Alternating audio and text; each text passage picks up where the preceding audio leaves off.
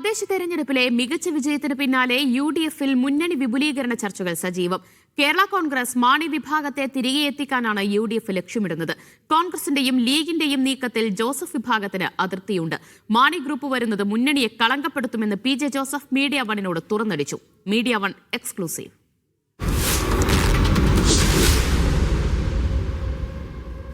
പ്രധാനപ്പെട്ട കക്ഷികൾ മുന്നണിയിലേക്ക് വരും എന്നാണ്. അങ്ങനെയല്ല പറഞ്ഞത്. 100 സീറ്റോടുകൂടി ഐക്യജനാധിപത്യത്തോടെ തിരിച്ചു വരുമെന്ന് പറഞ്ഞത്. അത് വരാൻ ഇപ്പം തന്നെ ശക്തമാണ്. തെളിയില്ലേ ഈ കാറ്റ്? അതിന് ഈ മുന്നണി തന്നെ ശക്തമാണ്. അതിന് ആരും വരണമെന്നില്ല. അടുത്ത കാലത്തൊന്നും PJ ജോസഫ് ഇത്ര ശക്തമായി നിലപാട് പറഞ്ഞിട്ടില്ല.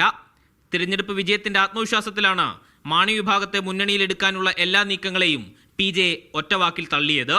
ഈ തെറ്റുകൾക്കും അഴിമതിക്കും മുഴുവൻ കൂട്ടുതന്നതിന് ശേഷം അവസാന ദിവസം വന്നാൽ അത് ഈ മുന്നണിയെ കളങ്കപ്പെടുത്തും. മാണി വിഭാഗം അവരുടെ അണികൾ ഇങ്ങോട്ട് പോരട്ടെ, ഞങ്ങൾ ഈ സ്വാഗതം ചെയ്യും. എതിർക്കല്ല, അതിൻ്റെ ആവശ്യമില്ല. മുന്നണി വിപുലീകരണം ലക്ഷ്യമിട്ടുള്ള നീക്കങ്ങൾ തുടരുകയാണ് മുസ്ലിം ലീഗും കോൺഗ്രസും. മുന്നണിയുടെ അടിത്തറ ശക്തമായിരിക്കും, വിപുലീകരിക്കപ്പെടും. പലതരത്തിൽ പല രീതിയിലാണ്. UDF-നോട് ആശയപരമായി യോജിക്കുന്ന കൂടുതൽ പാർട്ടികൾ UDF-ന്റെ അടിത്തറ വികസിപ്പിക്കണം എന്ന് പറഞ്ഞു. എന്നാൽ മാണി വിഭാഗം നേതാക്കൾ മുന്നണി മാറ്റമില്ലെന്ന് ആവർത്തിക്കുന്നു. ഒരു തെരഞ്ഞെടുപ്പിൽ പരാജയപ്പെട്ടാൽ ഉടനെ മുന്നണി മാറുന്നതിനെ കുറിച്ച് ആലോചിക്കേണ്ട ആവശ്യമില്ലല്ലോ. പരാജയം നാളെ വിജയമാവുമല്ലോ.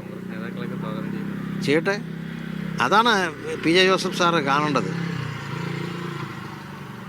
അതൊക്കെ കോൺഗ്രസല്ലേ പറയേണ്ടത്, മുന്നണിയുടെ കാര്യങ്ങൾ.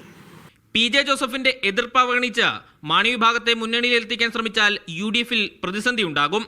വർദ്ധിയുടെ കാലത്തൊപ്പം നിന്ന ജോസഫിനെ തള്ളാൻ UDF നേതൃത്വത്തിനും ഒന്നുകൂടി ആലോചിക്കേണ്ടി വരും.